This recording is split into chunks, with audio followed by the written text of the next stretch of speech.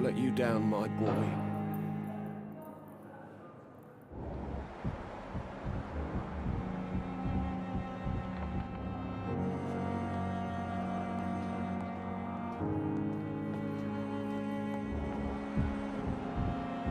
Oh, sweet girl. Reads me like a book.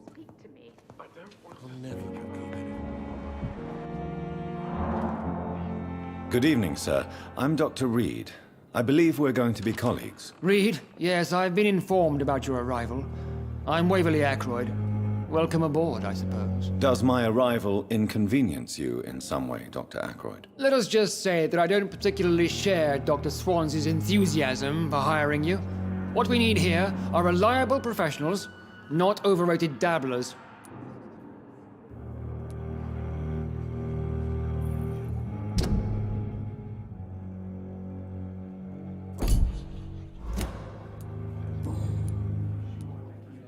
If you have a problem with me, Dr. Ackroyd, please feel free to tell me. Dr. Swansea has imposed your presence on this hospital without asking anyone's advice. The benefit of his position. But I don't agree with it. I know we've never met before, but I believe this hospital could use all the help it can get. You will agree with that, I'm sure. Oh, but I have heard about you, Dr. Reed. Of course, you can't say the same about me, since I have not wasted my time courting the press.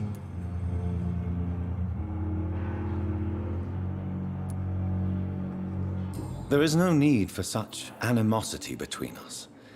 Don't you think the epidemic is already enough to deal with? That is one point we could agree on.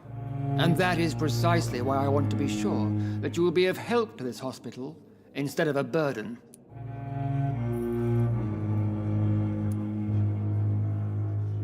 Tell me, Waverly, what do you think of Dr. Strickland's enthusiasm for his experimental research? Strickland is playing with his patients' lives for pride and glory. Now that, sir, is unethical. Are you thinking about something in particular? Harvey Fiddick needs delicate surgery. I believe we should stick to the usual procedure, but my young colleague obviously disagrees.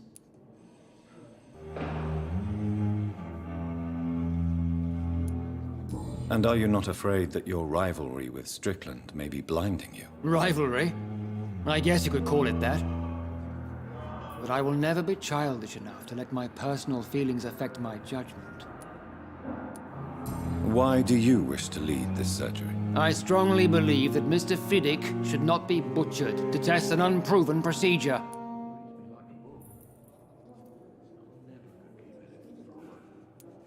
Other people may say that's too conservative a point of view. Conservative? And what are you going to say to Mr. Fiddick if he loses his arm because of the operation? Because that's what's going to happen if the surgery is a failure. Since your tenure in this hospital is longer than mine, perhaps you can tell me more about this place. Let's just say I'm tired of the carelessness around me. I have always respected the skills of Dr. Swansea, but over time his enthusiasm has become displaced. Carelessness? Exactly what are you talking about? We're here to save lives. The people who trust us are not volunteering for experimentation. They're here to be healed. I don't intend to run any radical experiments, Doctor. Even if I, as any good practitioner should, express an interest in pushing the boundaries of medical research. Modern medical methods were created through audacity and ego. But there are rules in our line of work, and they're here to protect our patients.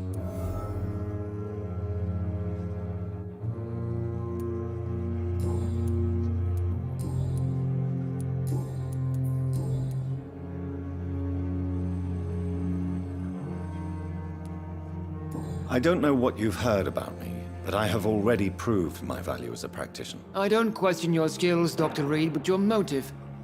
Is it money, fame, or are you truly dedicated? And what exactly is that supposed to mean? I served in the war just like you. But unlike you, I did not use the wounded to play the modern sorcerer. Be careful what you insinuate, Dr. Ackroyd. I only want you to admit you used those men to improve your theories.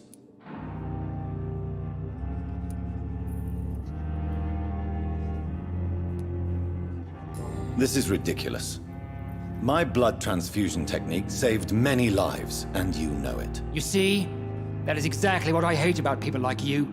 You avoid this kind of accusation instead of facing reality.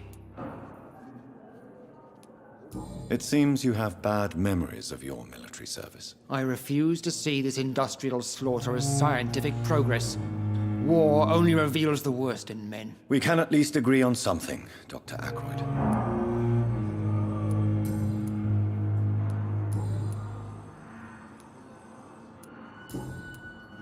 Thank you for your time.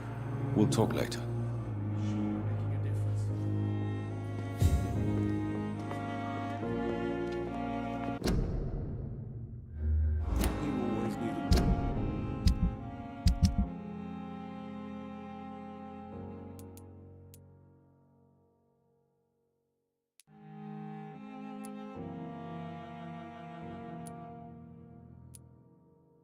Words to calm the children down.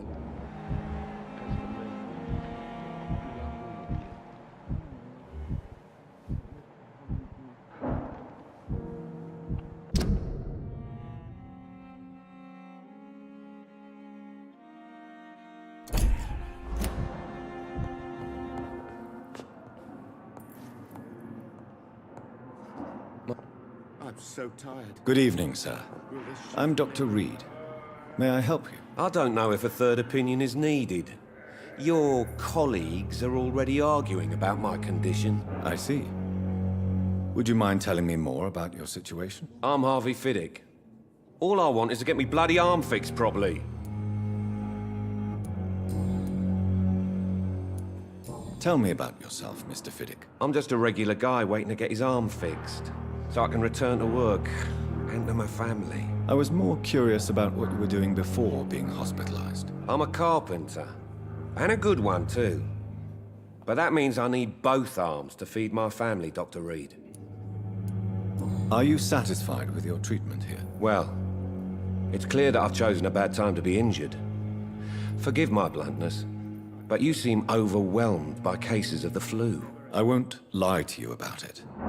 I'm afraid we are. Are you sure you don't want to operate yourself, Dr. Reed?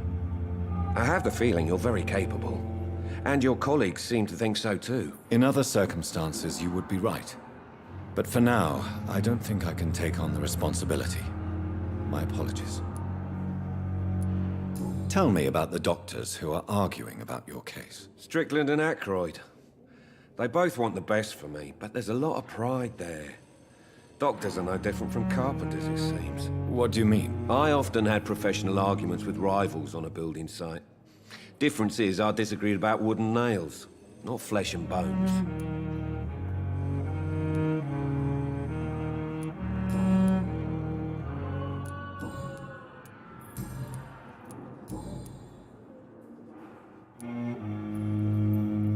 Tell me about your injury, Harvey. Why do you feel so guilty about it? My wife died because of me.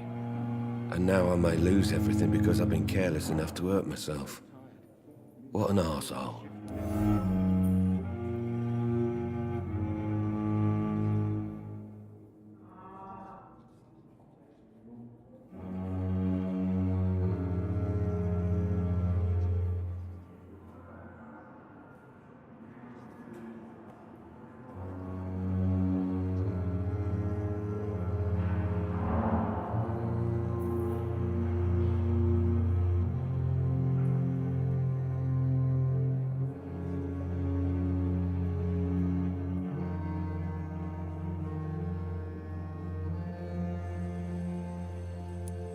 How could your job be responsible for your wife's death? I was working a double. She went out to bring me a hot meal and got caught in a German bomb raid.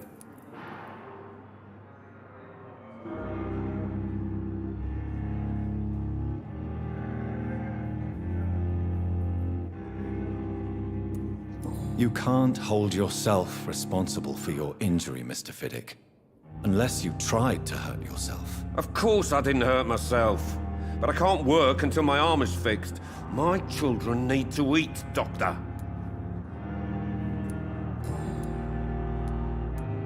Tell me more about the death of your wife, Harvey. 1915. I was in the army. building workshops for the Royal Flying Corps.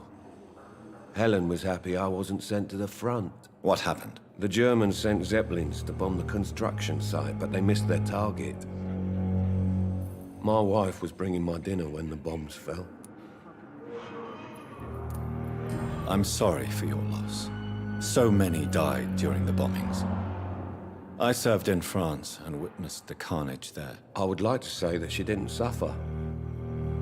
Truth is, I have no idea. I just know that I'm all that me kids have. Poor little bleeders. How are your children after losing their mother? They were smaller then. The only good thing about this is my Helen didn't bring them with her that night.